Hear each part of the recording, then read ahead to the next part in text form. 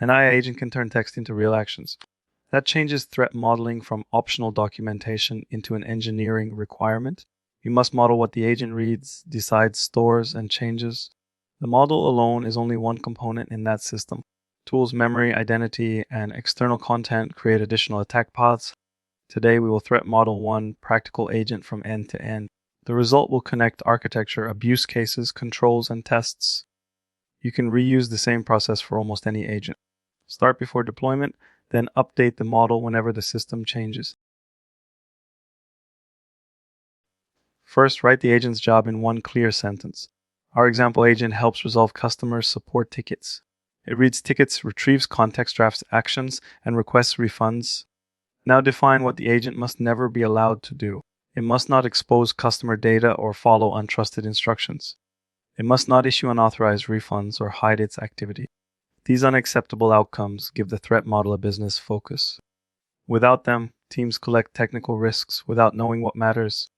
Purpose and failure conditions set the boundary for every later decision.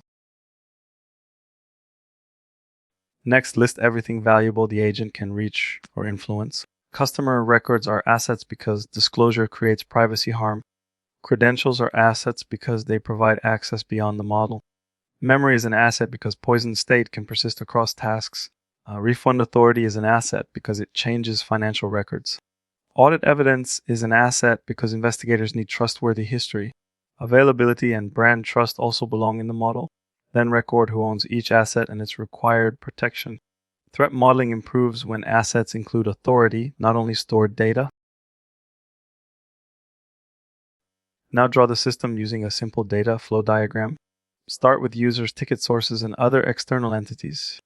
Add the orchestrator model, retrieval service, memory, and policy engine. Add every tool that can read data or create side effects. Show databases, queues, logs, and external service dependencies. Draw the direction of every important data or command flow. Include the identity or credential used at each tool call. If a component is missing from the diagram, its threats stay hidden. The diagram should explain the real system, not the marketing description. A trust boundary appears whenever information crosses between trust levels. External ticket content crossing into agent context is one boundary. Model output crossing into executable orchestration is another. Memory writes cross from temporary reasoning into persistent system state. Tool calls cross from proposed intent into privileged action. Third-party models and retrieval services create vendor boundaries too. Mark each crossing directly on the data flow diagram. Then record what authenticates, validates, authorizes, and logs that crossing. The most dangerous assumptions usually live directly on these boundaries. List every way untrusted content can enter the agent. Tickets, web pages, emails, files, APS, and retrieved documents all qualify. An attacker may hide instructions inside otherwise legitimate business content. Dependencies can also change what the agent sees or trusts. Models, plugins, packages, connectors, and knowledge sources need explicit owners. Record who can modify each source and how changes are reviewed. Treat retrieved content as data, never as automatic authority. Define parsing, sanitization, provenance, and content isolation requirements. Unknown input paths or unmanaged instruction channels into the workflow. For each tool, write what it reads and what it can change. Record the identity scope, environment, and credential lifetime. Then describe the worst consequence of one incorrect call. A search tool may expose data without changing anything. A refund tool can create immediate financial impact. An administrative tool may change users' policy or access. Separate read-only tools from tools that create side effects. Place high-impact actions behind deterministic policy and human approval. Never let model confidence determine the amount of authority granted. Memory changes a temporary mistake into a persistent security problem. Identify every short-term, long-term, shared, and user-specific memory store. Record who can write, read, modify, expire, and delete entries. Ask whether untrusted content can become future instruction or trusted fact. Track source, timestamp, owner confidence, and verification status. Separate observations from approved facts and executable preferences. Limit retention and isolate memory by tenant, user, and purpose. Create a safe way to quarantine and roll back poisoned state. Then test whether one malicious entry changes later agent behavior. Agents often act through identities that users or services delegate. Map every user, service account, role, token, and impersonation path. Record where identity changes as work moves between components. An agent should not inherit broad authority from its orchestrator. Supplicants should not inherit privileges merely because they received a task. Authenticate each sender and authorize every tool request independently. Bind credentials to a purpose, resource, environment, and short lifetime. Log who requested, approved, executed, and received each action. Delegation without explicit identity boundaries creates invisible privilege escalation. Now apply STIAD systematically to the diagram. Spoofing asks who can impersonate a user, agent, tool, or service. Tampering asks who can modify prompts, memory, policy, or tool arguments. Repudiation asks whether important actions have trustworthy evidence. Information disclosure asks where sensitive data can escape. Denial of service asks how loops or exhaustion can stop the workflow.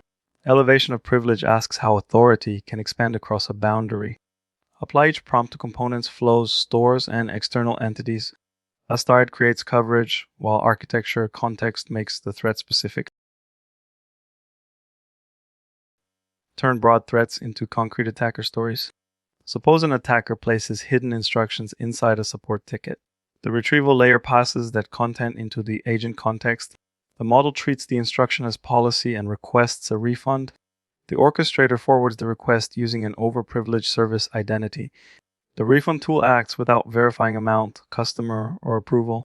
Memory stores the result as a successful resolution pattern. One input now creates financial loss and persistent future risk.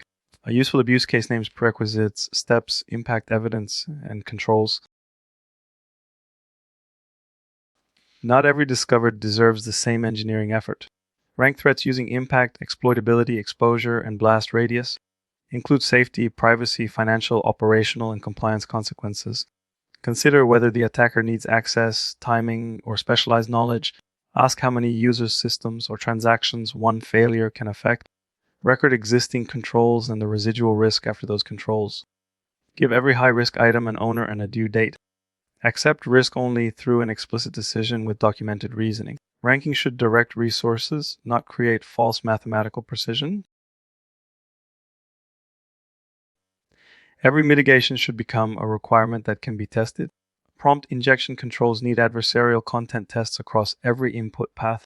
Tool authorization needs negative tests for forbidden users and resources. Approval gates need bypass, replay, timeout, and duplicate action tests. Memory controls need poisoning, isolation, expiration, and rollback tests. Identity controls need spoofing, delegation, revocation, and scope tests. Logging controls need complete lineage without exposing sensitive values. Test combined abuse paths, not only one control at a time. A threat is not addressed until evidence shows the control works. A good agent threat model is a living engineering artifact. Update it when tools, models, permissions, memory, or data sources change. Review it after incidents, near misses, and unexpected agent behavior. Keep assets, flows, threats, controls, tests, owners, and evidence together. Start with the highest consequence workflow and expand from there. If you are finding this content useful, please subscribe, like, and comment. Use the 4 questions to keep the process simple and repeatable. What are we building? What can fail? And what will we do? Then prove the controls are good enough before granting real authority.